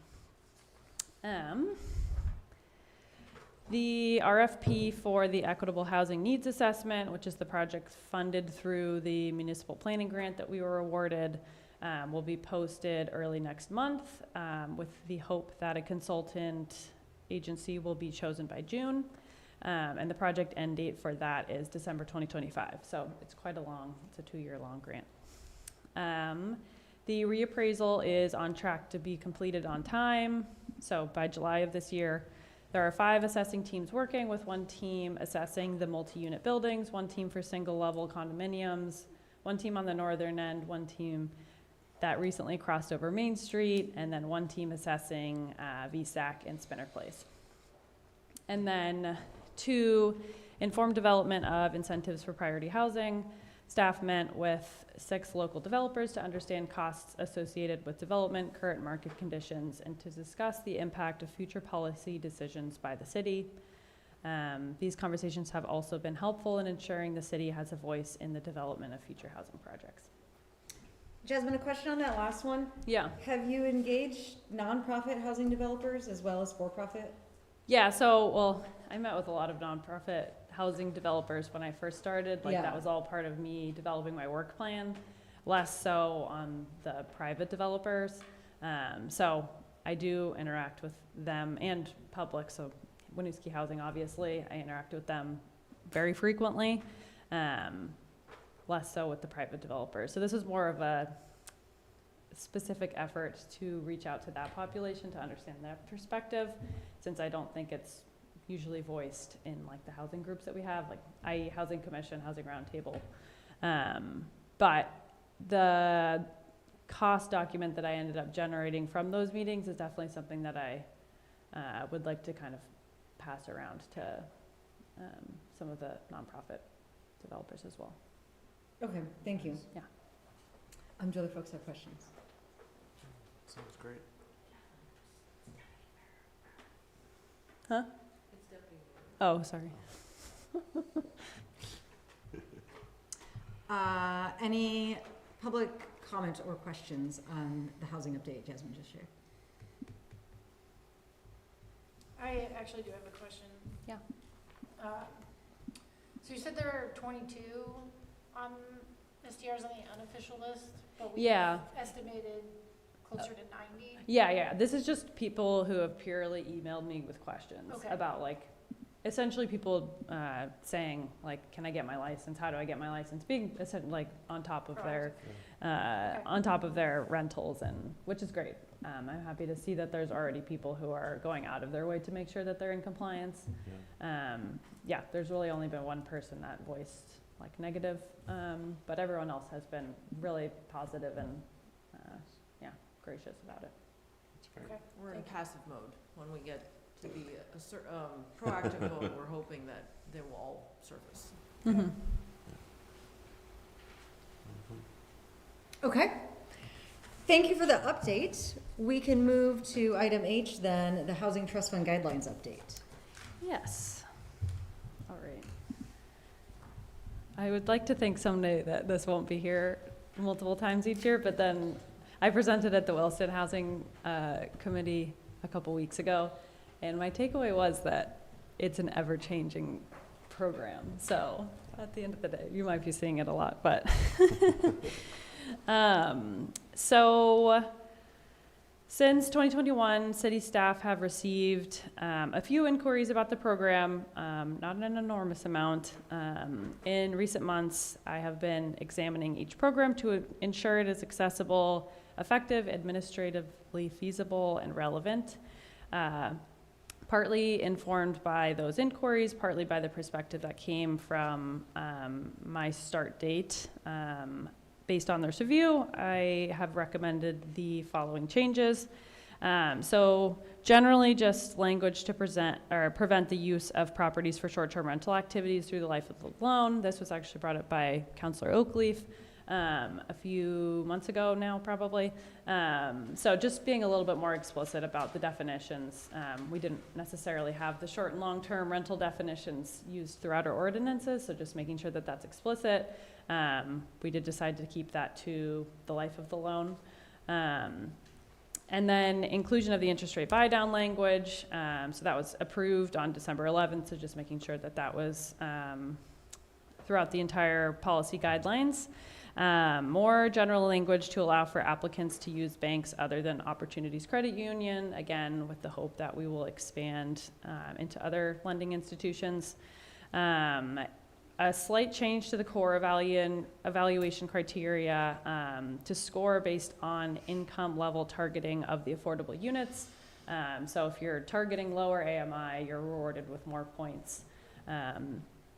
Again, we haven't had any successful applications for core, so I wouldn't say it's an incredibly competitive grant, loan, but if it ever gets to that point, just making sure that the evaluation criteria was clear and that it was sensical. Area median income.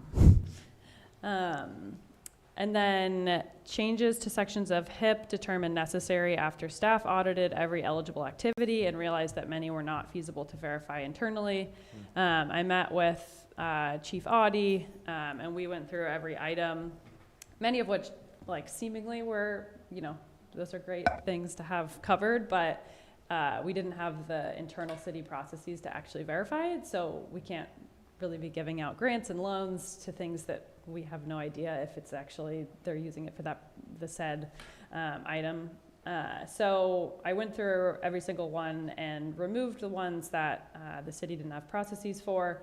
And then as recommended by Efficiency Vermont and Vermont Gas, the removal of language that would explicitly have the city fund energy efficient projects, as there was no viable process for the city to verify such work. And due to the robust program offerings and accessible financing options from these organizations, these proposed changes do allow for the program to be used for additional funding to cover projects that may exceed what Efficiency Vermont or Vermont Gas can fund. Namely, like storm windows is a good example of, that was really one of the only projects they said regularly people would go over the amount of financing that was available internally. And most of their programming offered, you know, there's, I'm sure Councilor Oakley knows, but they have 0 interest rate loans for lower income people and then low interest rate loans for amounts a bit higher than our HIP program was. So it was at the recommendation of our partner agencies that we make some changes. And then just some general updates to the loan and grant application process to reflect actual workflow. You know, some of them were backwards of like opportunities gets to the city when in reality people are just coming to the city. So just some kind of general cleanup. Yeah, it's the hope that after this round, we'll do kind of a big marketing push and see if we get any traction. And then if not, reassess. And if so, then fantastic. Thanks, Jasmine. Appreciate the effort to make sure it's like a viable program, and also the need to incorporate the short-term rental stuff.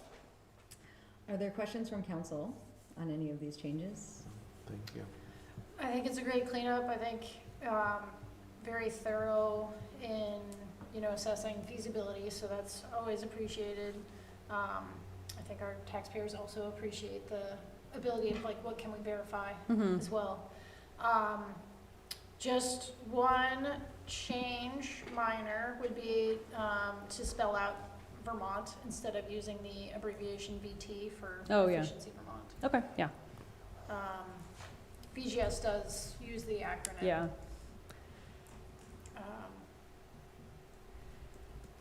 That's the only change I have at this point, but it's looking great, and hopefully it does help increase interest and access. Any questions or comments from members of the public?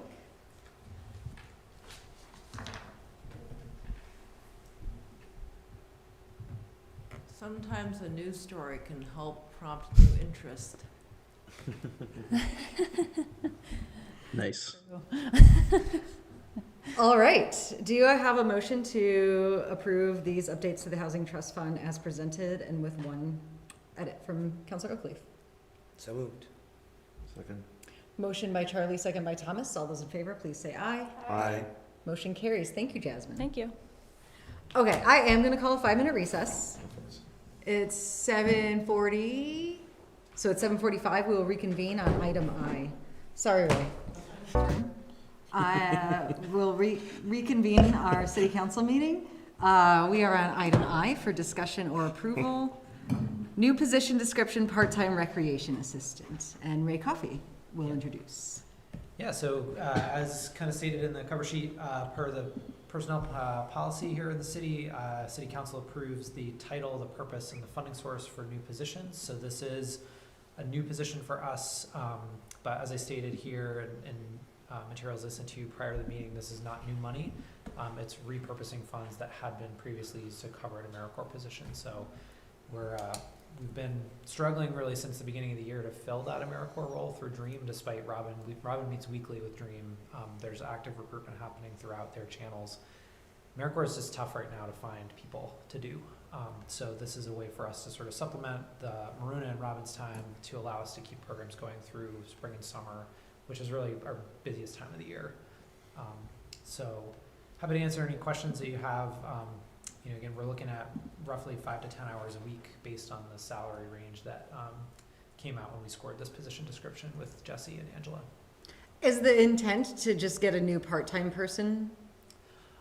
So this would be a new hire to us, so a new part-time person, and then we're going to continue to recruit for AmeriCorps. The advantage we have in the agreement we have a Dream is that those positions are free to us, the AmeriCorps positions. So if we are able to fill those, that's further supplemental staff that would allow us to then either think about, again, pulling Robin out to do some more program planning and development, some grant writing, some more park work. So it just gives us a little bit more depth on the programmatic delivery side if we are able to fill those AmeriCorps roles. The other thing is, because Ray is trying very hard to stay, just within the budget, it's 5 to 10 hours a week for a limited number of weeks. So there's no. Oh, I see. We're not predetermining what happens after this year's discussions. Okay. Other folks have questions? I do not. Any questions from members of the public? Oh, I should actually be looking at Zoom just in case. Okay, hearing no concerns, would someone like to make a motion to approve this new position description? So moved. Second? Motion by Thomas, second by Charlie. All those in favor, please say aye. Aye. Motion carries. Thank you, Ray. Awesome, thank you. We are on to item J, on for discussion approval, the IT contract award and an additional reserve request. Yeah, so the city bid out for managed information technology services in January. That was due in on March 15th. Our current contract ends June 18th, 2024. Bids were received from a total of 7 vendors. Of these, 4 quotes exceeded our available budget. The city's IT team, consisting of the city manager, finance director, communications director, and HR director, reviewed the remaining bids and interviewed the vendors. It is our recommendation to award the contract to Simple Route LLC. The level of support outlined in their proposal, the ability for all staff to contact the support desk, which relieves internal staff time dedicated to these type of issues, and the price differential, reasons why we're recommending this.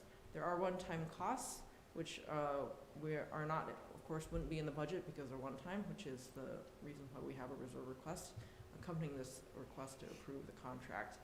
And I will give a shout out to Angela for doing most of the heavy lifting on this whole endeavor.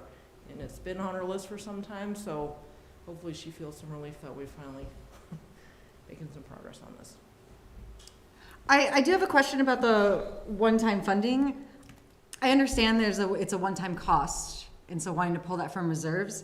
But if there's operational savings, would it not be strategic to use that gap to buy down some of the one-time cost? The one-time cost will be incurred this fiscal year. We will not have operational savings until next fiscal year. Okay. And the operational savings are over the course of a 3-year period.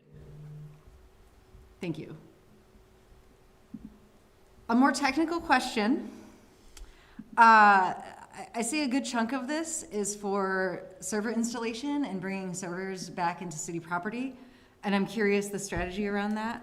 I am not an expert, but I have seen my own employer and other organizations moving away from physical servers and into cloud storage. Yes, we were also surprised about that. So when we asked, it's because our current data is stored by our current vendors' servers, which is not the same thing.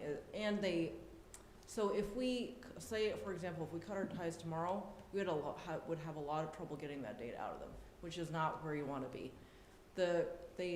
Simple Root did discuss with us that cloud migration would also be advisable to a cloud service where we would own that data, and it wouldn't be such a problem switching vendors, say like Amazon or Microsoft or any of those big vendors. But that would cost even more. So this is an in-between step which we could continue with, but is a way to just transition us there rather than hit us up with all those costs on the front end. Angela, did I miss anything there? No, but we would also continue to back up our data in cloud storage as well. We just would not be 100% hosting in the cloud. Okay, I follow. Thank you. Do other folks have questions? Appreciate that you're using a Vermont vendor. I also feel like that will result in better customer service if something were to arise, so good for multiple reasons. I know you've been looking at this for a while, so glad to see it in front of us. The state negotiates a variety of contracts that are accessible to municipalities. Was that ever explored as something that might be feasible for this need? Right, that's a go-ahead question. Actually, I didn't look at that ahead of this. I have looked at it when I was at my previous municipality, but I didn't think to look at it for this one. And just curious about the ability for other municipalities to partner and potentially get, like, in the event that BGS doesn't have anything that would be a viable option for us, thinking about other municipalities that have a similar need that pairing up with a contract could result in lower costs for both, for multiple parties. A lot of the costs are per user base for licensing and such. There could be some of economies of scale, but some things are very fixed in nature and would continue to grow the more users we add, and the more servers that are added to the contract. That's a good point for other services, though. Just curious, you know, our needs are not super unique in this regard, so thinking about economies of scale and opportunities to leverage other negotiated contracts that might exist. So again, it might not be something that's feasible in this instance, but just thought I'd ask. Yeah, it's a fair point. Are there any other questions? Any public comment, public questions? Oh, I also wanted to appreciate the note in here about support and staff getting direct support and not funneling through one staff. I've worked in both models and can see where this will also add some capacity while having operational cost savings. Hearing no concern, do I have a motion to approve this contract with Simple Route LLC and the associated reserve request? So moved. Second. Motion by Thomas, second by Bryn. All those in favor, please say aye. Aye. Motion carries. Thank you. Thank you. Paul, Angela, and Jesse, especially thank you, because I take most of those requests. There were so many facility tours. So many. Many. Okay, we are on to item K for approval, the 2024 Local Emergency Management Plan. Yes, so reading from this cover sheet also, local emergency management plans, also called LEMPs or LEMPs, are municipal documents templated by the State Department of Emergency Management. LEMPs are designed to be easy to use by anyone in the municipality in case of an emergency by putting all of the information and protocols one would need to manage an emergency in one well-organized document. Having the same organization with the same types of content across municipalities also makes it easier for the state to coordinate aid across jurisdictions during emergencies. LEMPs are only as useful as they are kept up to date and as municipal leaders are familiar with their content. So the state requires LEMPs to be adopted annually. To incentivize this, having an adopted and approved LEMP is a requirement to be eligible for logistical and financial assistance during state and federally declared disaster declarations. Winooski's leadership team, which is the department heads and the city manager, updated and reviewed Winooski's LEMP in the last month. There were only minor updates made from last year's version. Once adopted, this plan goes to the Chittenden County Regional Planning Commission and then to the State of Vermont Emergency Management Division, which approves such plans. Council should also be aware of the content in case you need to be pulled in to help staff a large-scale emergency. So I'll review some key points here. Paul, sorry I didn't queue you up. If you could share your screen with that document, I'd appreciate it. So as noted on page 5, the city manager is the emergency management director. Our fire chief is the emergency management coordinator. That's Joan Audie. The EMD or EMC would be the ones to open the local emergency operations center. The center isn't a standalone location, it's a way of signaling that we need to be thinking and acting like emergency managers. There's also a physical location associated with it when the situation is complex enough. Our primary location is council chambers, the secondary is public works. On page 6, section 2.3, you'll note the organizational chart at the top. Give Paul a second to catch up. Thanks, Paul. This shows the types of functions that are needed to manage any emergency. In a small event, all of these functions might be done by one person. In a slightly bigger event, it might be the staff people that usually have these responsibilities. In a large regional event, we might need to pull people off their usual jobs or even call on other city officials like members of council or commissions to help. So for example, the admin function might need a few more people processing paperwork and something really big. Logistics support might need a few people to get supplies to areas around the city. Situational awareness might require a few people to have eyes on different parts of the city. For example, during the July flood in 2023, the emergency management coordinator visited sensitive locations along the river every hour during his workday. After hours, a police officer on duty did this, and the public works director and I visited 1 or 2 times a day in addition. Communication support might need a few people to handle requests or offers of support from other municipalities, or requests from the press, from residents, or staffing phones. After this, we have a checklist of equipment that we have and descriptions of them. Again, you can imagine how this would be helpful for anyone to step in and be able to manage an emergency. Paul, you can just scroll very slowly. Section 3.3 shows the staff allowed to make purchases and their spending limits during an emergency and the standing municipal contracts we have. Again, if you're coming in fresh, you could go to this one page and know who to call first. Sections 4 and 5 are about communications with media and communication with and awareness of where our vulnerable populations are. Section 6 reviews emergency shelters. The one true overnight one we use is in Burlington. Section 7 has contact information for municipal officials. The appendices contain a lot of other information useful in an emergency, including a description of emergency levels, our communications procedure, and key maps. John, I know you're here. Is there anything you would like to add or highlight for council or in the public? Thanks, Paul.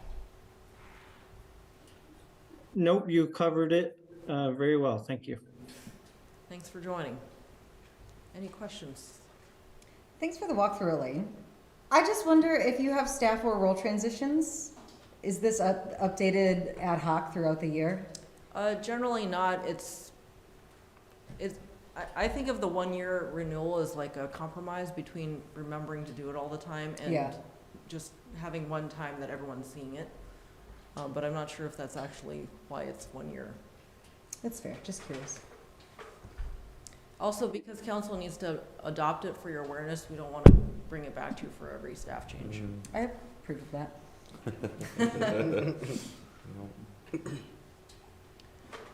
I have a question about map 4.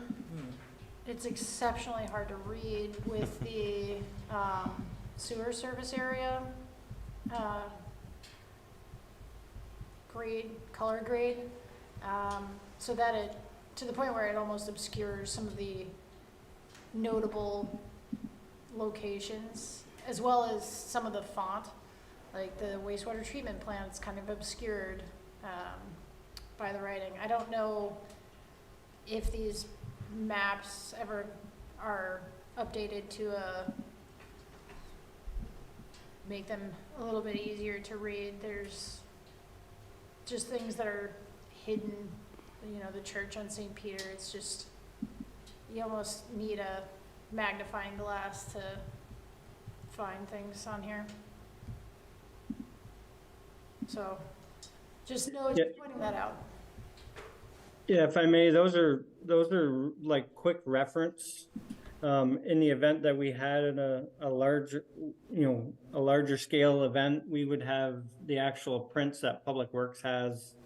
This is really a quick reference document. These are the maps are provided to us by regional planning. We could ask them to change it for next year though, like how they do the color coding, so that it's clearer. Even just making it a little bit more transparent, but yeah, obviously the folks that live and work within the town are pretty familiar with the facilities, but for folks that would be coming from outside our jurisdiction, but it sounds like there are more useful maps that would be referenced, which is good to know. Anyone else have questions? I wonder if the Winooski News should be added to the local media contacts. Oh, are they not in there? And also in 5.2, the vulnerable populations. I don't see the St. Francis School, so I don't know if that should be added as well. Can I just address the Winooski News piece really quickly? Sure. So I think the Winooski News, to the best of my knowledge, doesn't do emergent news updates, much like the other organizations do. They're mostly focused on pretty much like blog style posts. I mean, we of course can add them in there for reference, but the focus on that list was for more emerging and established news organizations.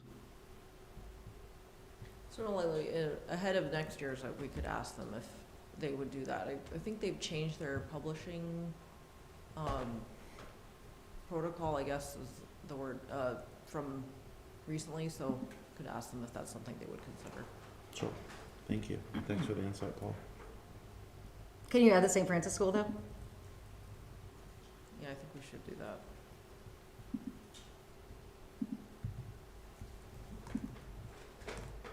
We can do that before we submit this version. Any questions or comments from members of the public?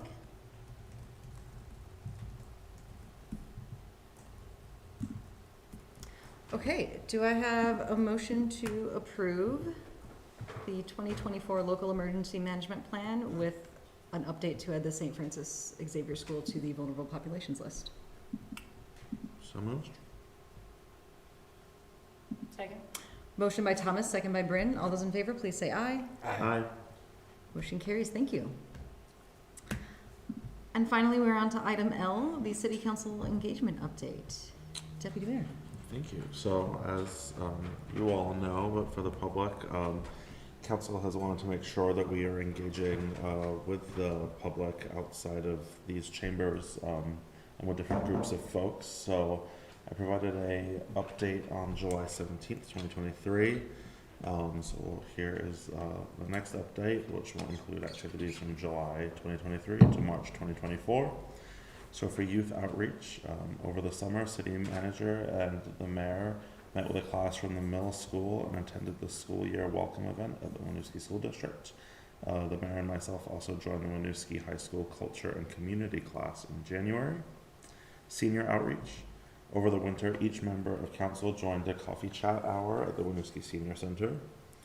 Multilingual outreach. The city manager and the mayor met with community members at the mosque, and the mayor and Councilor Hurd attended the Holy Celebration at Winooski School District. And budget outreach / council and the community events.